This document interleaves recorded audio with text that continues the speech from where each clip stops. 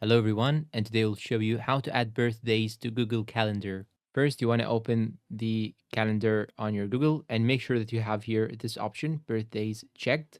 And now you'll need to navigate to Google Contacts. And in order to navigate to Google Contacts, you just have to type here contacts.google.com, just like so. Then click on create contact.